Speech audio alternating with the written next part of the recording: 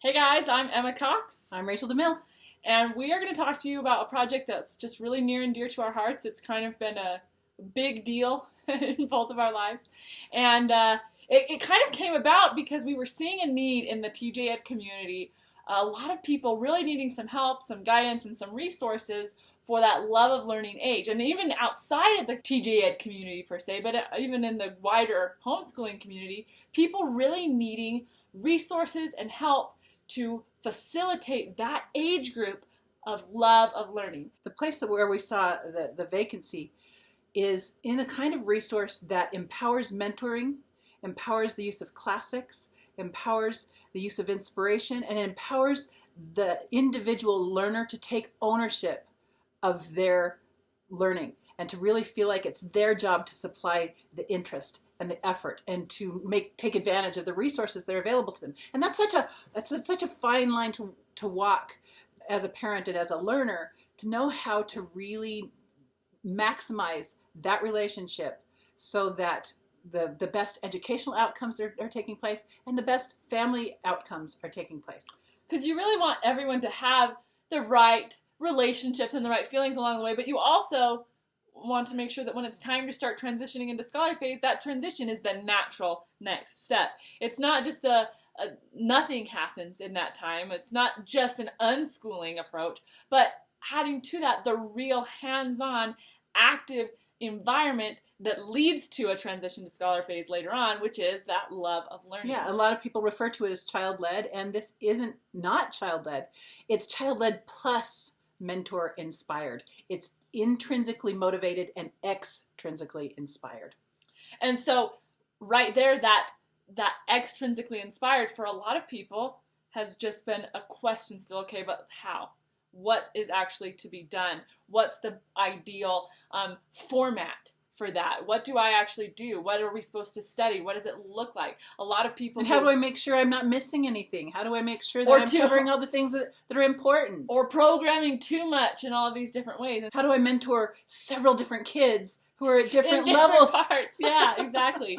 And so a lot of discussion on how do we help fill this need, a lot of discussion on how do we really take care of our people and in the ways that we feel called to, right? And that won't derail the whole process of transitioning towards scholar phase with a sense of ownership. Because we're like, well, we could just go teach what we know, but TJEd has always been about you being the expert. Yeah, exactly. That's funny.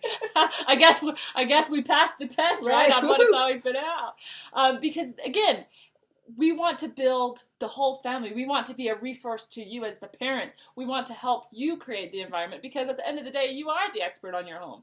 And if we just came in and did it, well, it would be a fancy conveyor belt, but it would still be the conveyor belt. And so then the question was posed, how did we do it? Because we feel like, for all of the mistakes that we as parents, as any parents will make, they did awesome. Things turned out. That's the bottom line. I can say that because I'm the kid in the home, and I feel like there was an environment of love of learning that I just will always be grateful for and always look back to. So I just felt like I better step in and say it. Like, the bottom line is, yes, they weren't perfect, but man, did they nail it, right? So it worked. It worked. It worked. We feel so proud to showcase our adult kids as products, quote unquote, of TJEd. They're moral, they're good, they're excellent spouses and parents, and they know things, and they're good at things, and they're applying their genius to the world. And so, yeah. And frankly, it worked. We all still love learning, which means not only did TJEd as a whole and work, they still like us. I know, right? You guys are great. Boo! A worthy endeavor for any parent, right? Your kids succeeded, and they still like you. The trifecta. Yeah, I like it. So then back to the question. What was it that we did? What worked? And it's this. One day, after many, many, many times of Emma nagging Oliver and me, that she wanted a program like Cub Scouts, because she would see Oliver come home with his little belt loops and his little pins and his patches and just say... And he had a book with a list, and so he could accomplish things, and then he got little awards, and there were ceremonies and everything. There were ceremonies. Because she loves that kind of club and I wanted to work formal for it again. I didn't want just a pin. No, but the fact that he had a list of goals, of accomplishments that he was working towards, and then once he had achieved this victory in something that he had put hard work and energy into, there was that recognition and a celebration between his parents, his mentors, and himself and his peers. And I wanted something like that so bad as a kid that, again, there was the combination of working towards an achievement and then that recognition and celebration of it happening that I just so craved as a child. She did, and she nagged us over and over again for probably 3 years.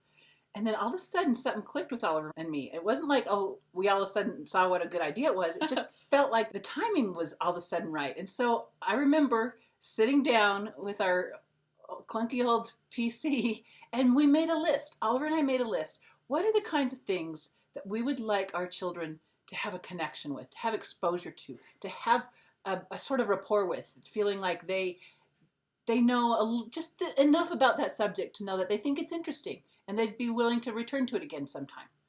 Maybe some basic skills in that area, or some basic knowledge or awareness or whatever, just an introduction to what it is and what it means to them at that level.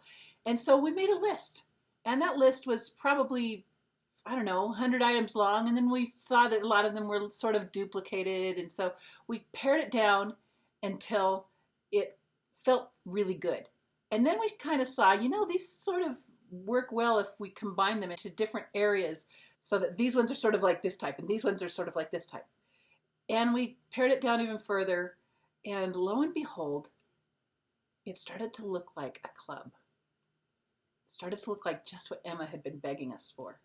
And so the Young Stateswomen Society was born. And by this time, Emma was ripened in age to really take advantage of it. Her sister Sarah was not even less than a year and a half younger. So she was right there with her. And it was just this perfect thing. And we made a mom school out of it, which is basically, we see a need with our own kids. We develop a vehicle to address that need, and we invite others along. And that was YSS.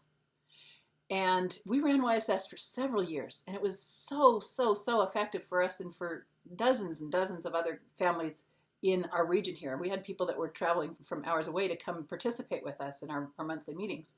And it was awesome because it had a list of things that we could look at and say, what do you know about this? What would you like to know about this? And it had such a wide variety, a really cool range from service and poetry and world government and, conflict resolution, self-reliance topics. Georgics. Yeah.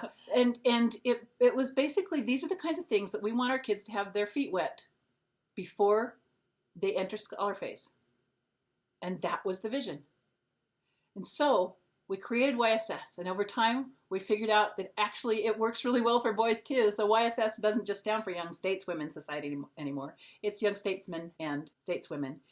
It can work well for a family to do in the home. It works well for multiple children in different ages, which is how we did it. It works well as a community builder. It was brilliant for that for us. So many of the people in our 50-mile radius that took part in YSS back in the day now have their own projects that they host to help support others, and the way the community has grown and expanded with each one expressing their genius in their own sort of mom school way is really amazing. But recently when we were saying what can we do to help people with that hard transition when the kids need a little more but you don't want to overprogram them, you don't want to take charge but they need to show initiative, how do you mentor that?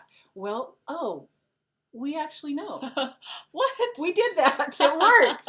So we are going to deliver now YSS in a way that we can support from our end a lot of the resources, the ideas on how to mentor, support for mentors, content to help the youth to get their feet wet, and ideas on the kinds of goals that might be appropriate at different age levels.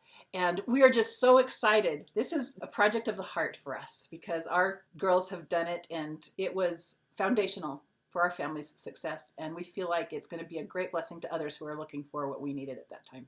Well, and the cool thing is, if you feel like you already totally have it under control, you're really thriving in that time, then maybe it's not for you. Look into it, you can decide. But for those people, and we found that there's a lot who feel like they need a little bit of help, who feel like, well, maybe they're not quite thriving at it on themselves, guess what? That's okay. You know, you don't have to be able to do everything. But that's the whole point. That's the reason why we have community. We are working overtime to deliver what we have written on our hearts, what genius we may have to contribute to making this brilliant. And if that's something that you and your family and or your community can benefit from, please come join us for YSS.